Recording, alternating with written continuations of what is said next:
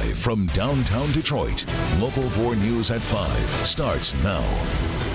A school in shock. A moving tribute today as Detroit Central High School mourns a beloved star student lost to gun violence. Ben? Devin, could be a 3-day weekend in terms of rainfall chances. Find out if we get wet again tonight. And what were they looking for? Federal agents raid State Senator Burt Johnson's Highland Park home and Lansing office. Thanks for being with us for the news at 5 this morning. Federal agents, along with Michigan State Police, carted out boxes and bags from his Highland Park home. At the same time, same thing was happening at his office at the state capitol.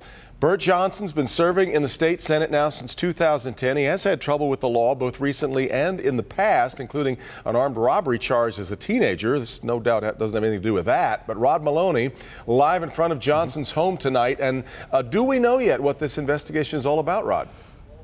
At this point, no, Devin, mainly because the search warrants have been sealed and the FBI wasn't talking, Michigan State Police not talking as well. But we do know one thing is for certain, Devin, this is serious business because you don't get the kind of crowd in this house and up in Lansing unless there's something they really want to find. Shortly after sunup this morning, a crowd of FBI agents swooped into State Senator Burt Johnson's life. They left no stones unturned. Local 4 cameras looked on as the FBI took apart furniture and deposited unknown items in boxes inside his living room. After several hours, they left the house with box after box of documents and even a computer monitor. The 43-year-old 2nd District State Senator has been in Lansing most of his adult life, 7 years as a state senator, 4 as a state rep, and 5 years before that as a legislative chief of staff. It's kind of shocking. The neighbors couldn't believe it. Yet he does have a history of paying bills late. The state of Michigan claims that he and his campaigns owe roughly $5,000 in total in late filing fees and for not filing the most recently due campaign finance reports. Definitely it's a shock to me. Highland Park City Council member Titus McCleary lives 4 doors down and couldn't believe his eyes when he spotted the FBI's evidence van sitting in Johnson's driveway, carting away his personal finance records. You don't know what people can become involved in. You can't say. Yeah. But I wouldn't expect him to become involved in something like that. Being a senator for us, that's unexpected. It's sad, very sad. Well, sad or not, here is the situation at this point. The state police and also the FBI going through all of the evidence they took from here with a fine-tooth comb, wanting to know more precisely about what's going on. And also, when we talk about some of his historic past financial problems, a couple of years ago, he had a bench warrant sent out for him in a civil case because he owed about $30,000 to a political consultant. And yet at that time, Burt told me to my face that he paid that bill. And so it doesn't appear that that could be the issue. But there are a lot of questions, and certainly we'll be watching in the days, weeks, and perhaps even months to come to find out what precisely this is all about. And nothing from Burt Johnson himself today, right, Rod? Devin, I've been on the phone all day trying to get to Burt, trying to get to his attorney, trying to get even some of the people who work with him politically, and nobody is talking at this point. We will be on it. All right, Rod. Okay, just into the newsroom right now. Detroit police are responding to a marijuana bust on the city's west side. Take a look here. Right now, officers are removing plants from a medical marijuana facility on 8 Mile that's not in compliance. At this point, it's unclear if any arrests have been made. Be sure to stay with Local 4 for more updates. A Detroit father is charged with child abuse after one of his sons shot the other. 36-year-old Kong Q has been charged with second-degree child abuse and felony firearms charges. This after his 10-year-old son shot his 14-year-old son last Monday while the 2 boys were playing with a loaded shotgun. If convicted, Q could face up to 12 years in prison. Also, a warrant request is currently being reviewed in connection with a 9-year-old boy who shot himself in the hand with a gun that he found in his mother's purse. Right now, the Wayne County Prosecutor's Office reviewing the warrant. Detroit Police Chief James Craig says that charges are expected to be filed. A Detroit man is charged with first-degree murder after allegedly beating his stepmother to death. If he's convicted, it would mean life in prison. You are charged with count 1, homicide, murder, first degree, premeditated. Penalty is life without parole, sir. Do you understand that, Mr. Mealy? Well, that's 36-year-old Raymond Mealy. He's accused of killing his 64-year-old stepmother last Friday inside their home. Today, Mealy, as you see there, appeared in court via video and was charged with first-degree premeditated murder. He's expected back in court April 6th. A barricaded situation ends peacefully in Royal Oak. The standoff happened on North Connecticut in the area of 12 Mile and Campbell. That's where police shot dozens of tear gas canisters into the home before the man surrendered about 5:30 this morning. The suspect is in custody and is expected to be charged. A 10-year-old boy was also inside the home. Fortunately, he's going to be okay.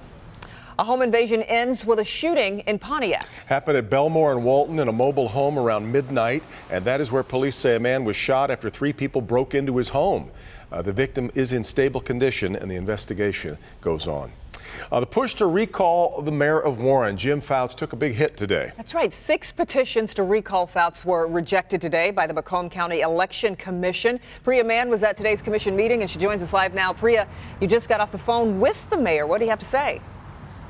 Well, Kimberly, the mayor says he's pleased with the decision, says he wants to focus on serving the people of Warren, and said, I quote, "It's time to get past these many distractions." I guess he could drop kick a baby through a field goal post and people will still reelect him. Joseph Hunt said he was disappointed after the Macomb County Election Commission rejected 6 petitions to recall Warren Mayor Jim Fouts. Once again, it comes down to is if you look at the members of the Election Commission, they've been politically tied for the last quarter century. Macomb County Clerk Karen Spranger recused herself from the meeting. County Treasurer Lawrence Rocco and County Senior Probate Judge Catherine George voted unanimously against all 6 petitions. It was also rejected. Fouts' attorney says alleged recordings of the mayor were made before his current term, and a Local 4 investigation authenticating the mayor's voice could not be submitted. This is one person's opinion about the authenticity of the voice on these tapes, which occurred in August of approximately 2009, and his opinion is not fact. Fouts is basically accusing Mark Hackel of electronically engineering the tapes, that there's just some magic piece of software that can take a person's voice and all of a sudden make it sound like another person's voice. Other petitions included a state investigation into allegations Fouts used public resources to raise money for a political action committee. Another references a Facebook post made by the mayor alleging an environmental scandal at Freedom Hill, which involved Macomb County Executive Mark Hackel. I think that everybody within earshot should really put the pressure on Macomb County Executive Mark Hackel to come clean on where he got the audio tapes, what is the name of the former employee. A lot of the issue does come down to is that this is a pissing match between the mayor of Warren and County Executive Mark Hackel. And had a petition passed, Hunt would have had 60 days to collect 9,200 signatures, something he says could have been easily done. Reporting live, I'm Priya Mann, Local 4. So Priya, what happens now? I mean, you've got all 6 of these petitions rejected. Do you just move on? Well, Hunt says he is going to appeal the decision. Somebody else could also file a petition and then be back before this same commission. Okay, well, you keep us posted, Priya. We appreciate it. Well, after a pretty dreary morning, things cleared out to make for a pretty nice day. Not too bad at all. Yeah. Let's get over to Ben right now. We do have some more rain on the way, but not right now. Right. So I think we're going to get to the drive home on the dry side. Those clouds just didn't want to leave us today, and eventually those may lead to more showers. We've been tracking this batch of rain here across northern parts of Indiana and Ohio. It's fairly light stuff, and the further north that it gets, the lighter that it gets as well. You can see a couple patches that the radar's picking up pretty far away from the radar site, so a lot of that's probably not even making it to the ground. However, once we get into the nighttime hours just past sunset, could be a couple sprinkles. Better chance of that is going to be in our south zone. Otherwise, temperature's not doing too bad considering average highs are in the low 50s. We'll be falling out of the low 60s and head towards 53 by midnight. We'll look at some cooler numbers in the 7-day forecast and see how long we can keep a dry stretch here in southeast Michigan. All coming up in a few minutes, guys. All right, Ben. Prosecutors say she's a graffiti vandal and she made a court appearance today. New here at 5 o'clock, the new charges this woman faces that have nothing to do with spray painting buildings that could land her behind bars for more than a decade. Also, who wants to move here? This spooky building has a rather spooky history. How you could soon move in among the spirits. Coming up. Coco? There was a balloon launch today at Detroit Central High School to honor a young man with a promising future who was killed by gun violence. You'll hear the message from his mother and what she wants the community to know about Julian Moffitt.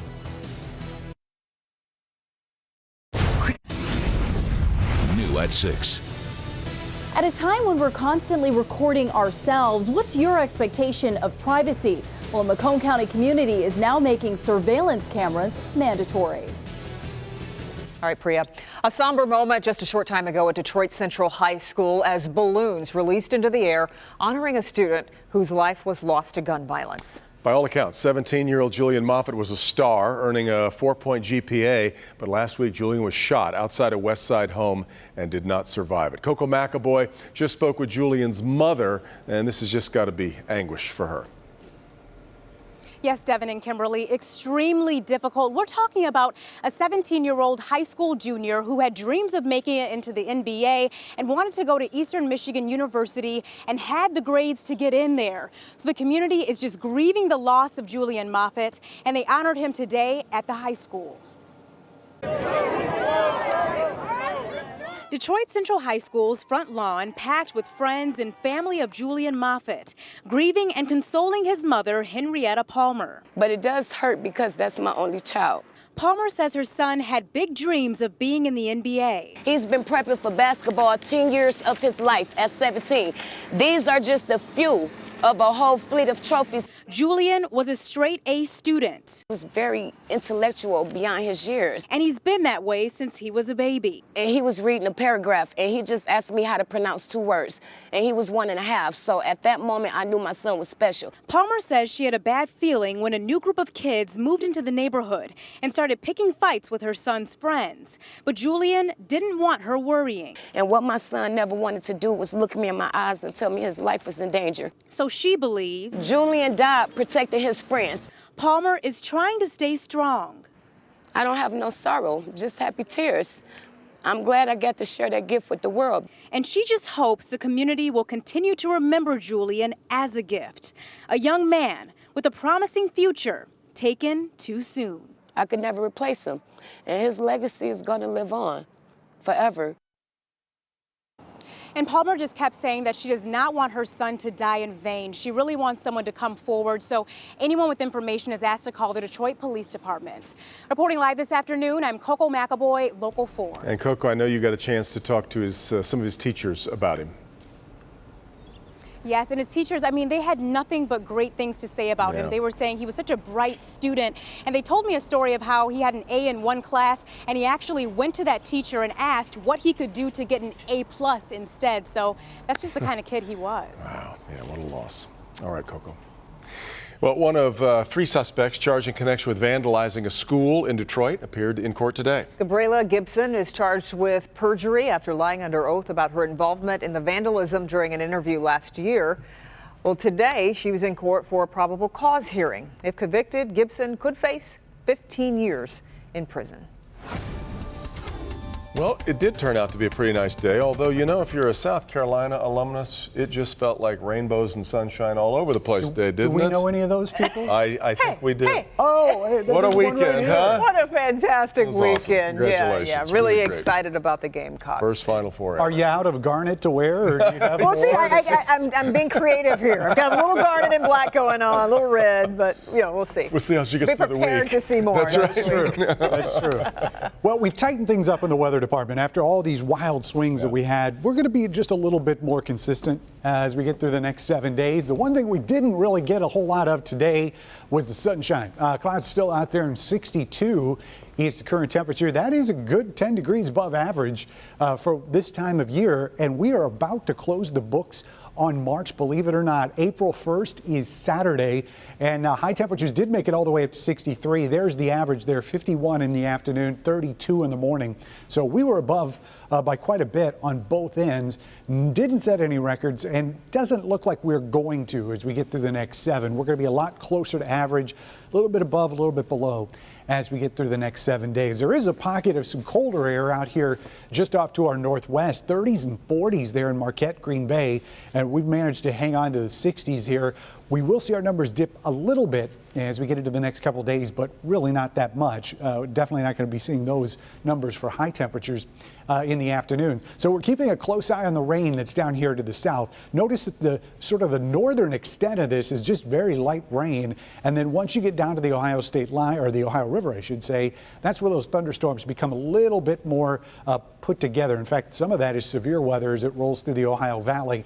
But if we do see any of these raindrops tonight, there will be light and fairly widely scattered, mostly just in our south zone if they show up. You can see how as they march to the north, they're still holding together, but the computer models do not have a good handle on this. This is the 6 o'clock snapshot, and it's trying to at least show some of that there in northern Indiana, but watch what happens. Just completely dries that stuff up. That's probably not going to happen. We do anticipate that that's going to march a little bit further north. So if we do get wet, it's going to be in the evening hours and again, mostly in our south zone. But that low is going to keep the rough stuff down to our south and away from us. So we will be dry tomorrow morning. We'll start the day with clouds. In fact, we'll spend most of the day under overcast conditions and then watch those clouds start to break late in the day. So we'll get some late sunshine in here and carry it through at least to the middle part of the week. And then, oh, surprise, surprise, here comes more rain as we get into the later parts of the week, heading towards the upcoming weekend. So low temperatures tonight go down to 45. We'll call it a small shower chance. And again, that's mainly going to be from Detroit south. Looking at our 4-zone forecast, these are high temperatures tomorrow. A little bit of a step backwards from what we had today. In fact, upper 40s to low 50s is what we're anticipating right around the city. South zone highs tomorrow. Generally low 50s here in our south zone, slightly cooler out here towards Lake Erie. And in our west zone, a lot of 40-degree highs, especially once you get north of Ann Arbor. Howell and Brighton, you're going to be at 49 tomorrow afternoon. And our north zone, generally 40s, although we may get a 50-degree number there in Lapeer. Things start to get a little bit cooler as you work your way towards Lake Huron. Temperatures are going to be cooling as we head towards the middle of the week. Only 40s for everybody on Wednesday, 47 there on Thursday, and that's going to be our next chance of rain. It's going to come in the second half of the day. Some of those showers lingering into Friday morning, and then there it is, April 1st. Can you believe it? On Saturday, yeah. It's like we didn't have a March. I know. Because we were just waiting for February to come back. It just took off. So true. That is our April Fools, I guess, this time around. All right, Ben, thank you. Well, are you battling back pain? Many of us will have it at some point in our lives. Coming up in Good Health, which treatments to try first, and how long you can expect to wait to feel relief. But first, a manhunt underway in Cincinnati after someone opens fire inside a packed nightclub. We'll have that for you in just a minute. Kevin? A new documentary about white boy Rick Wershe has Detroit buzzing leading up to Friday's premiere. People are going to be aghast when they see this story nationally, and it's going to shine light on Detroit. Cameras roll capturing the city. The story is called White Boy and is told through interviews with all the major players. There are people who are still in power who are very much players in this story. The FBI, a big-time drug dealer, a hitman, and the media share their knowledge of the incarceration of a teenage police informant turned drug dealer. The Defenders, tomorrow at 5 on Local 4. Tonight, the Detroit branch of the NAACP says the Detroit School Board needs to start over in its search for a new superintendent. Well, the calls come after one of the 3 finalists withdrew his name from consideration, and they say the pool of 2 finalists is just too few and more applicants should be considered. NAACP says it does not want to interfere and it has the utmost confidence in the newly formed board, but it's worried about a rush to judgment. It is our belief that the time for the search for the general superintendent should be extended and that the pool of candidates should be deeper. We do not stand here today at the behest of any particular candidate or for any specific nominee. The NAACP wants the governor to step in and give the district more time in its goal to hire a new superintendent. 16 people are still recovering from gunshot wounds after a shooting at a Cincinnati nightclub. Shooting happened early Sunday morning. Police say it happened. Started with an argument between 2 people that escalated quickly into a shootout, and in total 16 people were shot. 5 of them are still in the hospital tonight, 2 of them in critical condition. Today, the mayor of Cincinnati talked about it. And 17 people shot for going out to have a good time. That is totally unacceptable. Cincinnati police believe there were several shooters involved, but at this point, no arrests have been made. Now to one of our most clicked on stories on clickondetroit.com. Up in Marquette, a plan to convert a 102-year-old orphanage into new apartments is making real headlines. It's called a Holy Family Orphanage. It was first built in 1915 and it's actually sat vacant since 1981. And local lore says it's haunted. Look at it. It has to be. Yeah. Renovations on the building are expected to be completed by the fall. 14 apartments in the building will be set aside for the homeless, disabled, or people with special needs. Their share of the rent will then depend on their income, but I'm sure they'll fix it up nice. What a structure. Yeah, let's hope. Really. Yep. All right, some good news for all you seasonal beer drinkers out there as Oberon Day is finally here. Big one. Today is the first day of the year Bell's Brewery in Kalamazoo starts selling what many of us believe is the finest beer anywhere. Seasonal American Ale Oberon is now in bars and stores across the state. It's become a symbol of spring across Michigan, and its release also happens to perfectly coincide with the start of Tigers baseball. So if you're ready for baseball and want to enjoy a nice seasonal beer to prepare for the season, you can find Oberon starting today. In fact, there were some bars that started last night at midnight. Serving it up. And I'm sure there are people be lined up for it too. Good stuff. Back with more in just a minute. New at 5:30. Two Detroit entrepreneurs decided to put their business on wheels. Coming up, we'll tell you how they got started. Today on Capitol Hill, the investigation into Russian election hacking takes center stage. I'm Blaine Alexander. I'll have the latest coming up from Washington. A common observation in modern day America is that we're raising a generation of young people that don't know how to make anything. A lot of stuff is now manufactured, like a house down there. It's already pre-built and everything, but here we're going to build it ourselves. By this summer, a house will stand over this hole built by students. For years, live from downtown Detroit, Local 4 News at 5:30 starts now. It's a school project that will have a huge impact, and students from all across Oakland County are pitching in.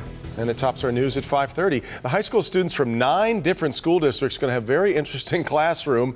It's a construction site in Pontiac. And together, those students will build a house as part of a construction technology program. The site is on Collingwood Street in the Unity Park neighborhood. So let's get to Steve Garagiola. He is live this evening. And Steve, this is not only educational, but it is also helping the community. Oh, absolutely, on both fronts. You got to use your imagination a little bit. I know it's just a big hole now, but picture a little kitchen over here, the family room over here. In a few months, this hole will become a house. A common observation in America is that kids don't know how to make anything anymore. Boy, is that changing here. That's good. Today, a ceremonial groundbreaking. This program gives students interested in learning a trade real hands-on experience as they build a house in Pontiac's Unity Park neighborhood. They graduate with industry certificates where they can step right out into the world of work. Is there any nails in here? The students will work with professionals, skilled tradesmen from West Construction. Hands-on, actually making things is kind of a lost art in this country. After the recession hit, we lost so many trades in the whole state of Michigan. We're short, and giving these students the opportunity to get into the trades where they can earn a really quality living for the long term is beneficial for everybody involved. In this age of technology, in which most young people seem to live in the cyber world, these young people are going old school. Yeah, it's a lot of pride in how a lot of stuff is now manufactured, like a house down there.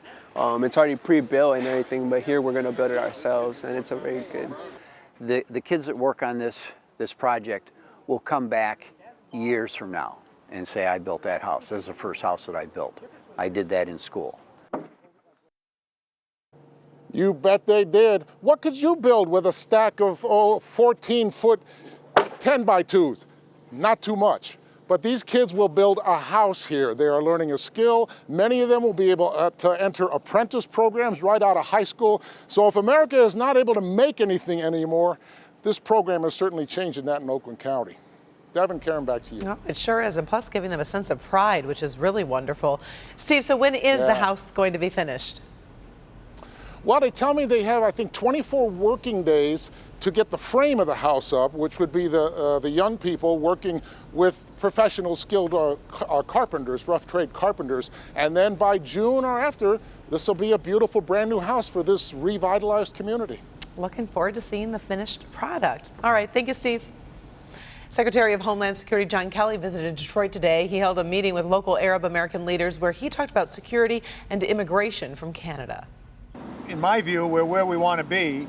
I mean, again, I can't emphasize enough the cooperation with the Canadians, consistent with their privacy laws, which are somewhat more stringent than ours, but still, we have tremendous cross-border coordination. Kelly went on to say he was proud of the way local law enforcement in Michigan and that the U.S. Is focused on protecting both the Mexican and Canadian borders. Ben joins us now. We've got some rain on the way, and that live shot from Steve in Pontiac, all those clouds. Ominous back there, wasn't pretty it? eerie. Yeah, the clouds are getting dark, and what we see is just going to be rain. But further to the south, some of these thunderstorms have turned severe. We're looking down south of the Ohio River, and you can see all those cells that have broken out. And when we take the radar off, all those orange boxes are severe thunderstorm warnings, but this one right here is a confirmed tornado with tennis ball size hail. Tornado warning there have been posted for a few counties, and that's in effect until 6 p.m.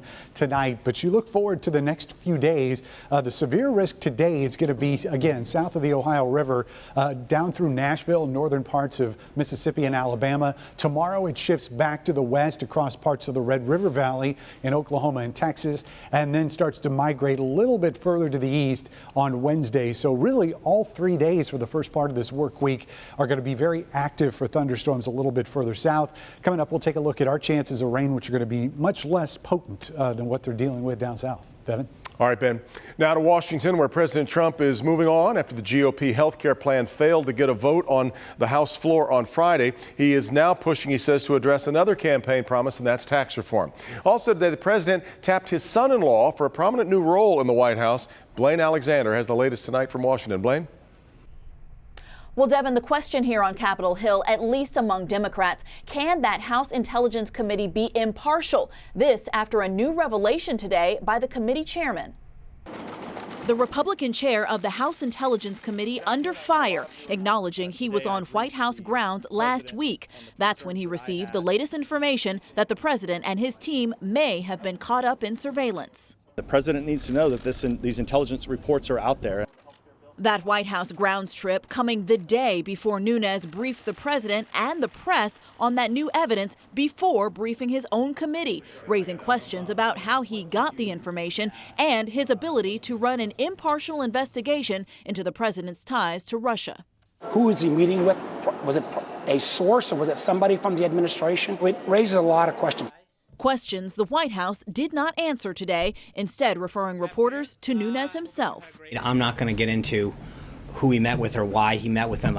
The president's son-in-law and close advisor, Jared Kushner, has volunteered to testify before the Senate Intelligence Committee about setting up meetings with the Russian ambassador during the transition. This as Kushner is set to take over a new task force, bringing together some of the country's top business leaders to help the government run more smoothly. Now we are in power. We've got to work together. While the White House tries to turn the page on the failed health care bill and look ahead to tax reform. And handling that tax reform could prove more difficult without the savings Republicans were hoping to get by repealing Obamacare. In Washington, Blaine Alexander, Local 4. All right, Blaine. Also today, Democrats in the Senate Judiciary Committee forced a one-week delay on the vote of Supreme Court nominee Neil Gorsuch. Russia sees its largest anti-government protest since 2012. It all led to more than 1,000 arrests in Moscow on Sunday. The same day, dozens of other protests also popped up in other cities across Russia. The protests erupted after prominent Vladimir Putin critic Alexei Navalny published reports accusing the country's prime minister of corruption. Navalny was among those arrested. A Putin spokesperson called the protests unlawful and misled. New today, the family of the U.S. tourist killed in last week's attack in London, speaking to the media for the first time. 54-year-old Kurt Cochran, a music producer in Utah, was visiting London with his wife, Melissa. They were celebrating their 25th anniversary when he was killed on the Westminster Bridge. Melissa was seriously injured. Cochran's brother-in-law said to reporters the support of the community has made this tragedy a little easier to take. This has been a humbling and difficult experience. But we felt the love of so many people during these past several days. Police say the man responsible is 52-year-old Khalid Massoud. 2 additional people are still being held in custody. Their alleged ties to Masood, however, remain unclear. In good health, most adults will suffer from lower back pain at some point in their lives. When it happens to you, what do you do? Kimberly Gill here with new advice from doctors on the best approach to ease that pain. And when your back really hurts, there's not much you can't even breathe without hurting. It just really puts you out. You're right, guys. But popping a pill used to be step one, but that has since changed. Experts now say non-invasive and non-pharmaceutical approaches should be tried first. Recently updated guidelines from the American College of Physicians recommend treating low back pain first with treatments such as heat therapy, massage, yoga, acupuncture, tai chi, or chiropractic care. Dr. Santosh Thomas says a little patience doesn't hurt either. Yoga is going to require several sessions of it before your flexibility is noted. Acupuncture traditionally anywhere from 2 to 6 sessions before you start seeing some results. Massages, depending on how much and where they're doing, how long you've had the injury for. The guidelines stress most cases of lower back pain will improve over time regardless of treatment, generally in 2 to 4 weeks. They recommend narcotics and steroids be avoided if possible. But when medication is necessary, anti-inflammatory medications and muscle relaxants should be tried first. Dr. Thomas says addictive opioid drugs should only be used with great caution and only when other therapies have failed. Patients should understand opioids don't cure the underlying issue. It never cures the pain, it changes the perception of pain. That's the important thing to recognize, that it changes how you feel about pain and how you recognize it, but the true cause of injury has to be addressed. Yeah, so these guidelines apply to general lower back pain. Dr. Thomas says anyone also experiencing new leg pain or any weakness should also be seen by a doctor sooner rather than later, because that can be a sign of other issues and often requires additional testing. But Devin, as you said, you don't want to deal with it. Yeah. Once you have back pain, there's nothing else you can do. Like even picking up a sock can be difficult. Anything. Yeah. You can't even just lay down and hope it passes. It's just awful. Yeah. All right, Kim. Well, a statue of a brave young girl on Wall Street will be staying put, at least until next year. A group installed the Fearless Girl statue ahead of the International Women's Day this month. The girl is positioned to stare down the famous charging bull. Fearless Girl was given permission to stay until April 2nd, but that's been extended to next February. Since the girl appeared, more than 28,000 people have signed a petition to make her permanent. Well, people riding a long escalator at a mall quickly realize there's absolutely nothing they can do. New at 5:30, what caused all these people on the way up to quickly start going in reverse? We're in the middle of Eliza Howe Park, and Anthony Radcliffe is setting up shop. How Detroit entrepreneurs are making their dreams a reality. But first, a massive 4-alarm fire rips through a residential building in California, and we'll have that next. Jeopardy pays. New at 6. In the city of Detroit, bring up one subject, get this reaction. It's just disgusting. Auto insurance and the expense is driving people crazy. What's the move to move things forward? We'll take a look. Also, people who are allergic to one type of nut may not necessarily be allergic to other types. The question, of course, is how do you know? We'll have the answer new at 6. One person is dead and several more injured after a massive fire broke out at an apartment complex in California. The 4-alarm fire started around 6 this morning and almost immediately engulfed the entire building. Fire crews managed to rescue 7 people from the blaze, with the fire chief confirming one person died earlier this afternoon. The fire has since been contained. No word yet on the cause. Detroit has 2 entrepreneurs making quite a name for themselves and taking the idea of customer service to an entirely different level. Coco McAvoy is the story of 2 people who made their dreams come true by creating a mobile business. The idea is to have a business on wheels, and that's been convenient for Detroit entrepreneur Anthony Radcliffe and his customers. And what's inside of this trailer is what makes it so unique. Anthony Radcliffe doesn't own your typical trailer. We have a real setup with friends and family. We talk about everything. Inside of this mobile barbershop called Mark Anthony Creations. He's had the trailer for only about 4 months, but it's been a dream in the making for years. I wanted to be around people. I wanted to be able to talk to people, learn something, and establish something. I thought about it and I prayed And Adonai, God had revealed that, you can be a barber. And a brick and mortar shop didn't work well for him. I wasn't making enough to even pay for booth rent. So mobile was the way to go. Friends and family were working 10, 12 hours and they couldn't sit in a barbershop. Like longtime client Martell Reed. It's a real safe and comfortable and convenient place to go to. A similar story for Katori Belcher. Couture Mobile Boutique.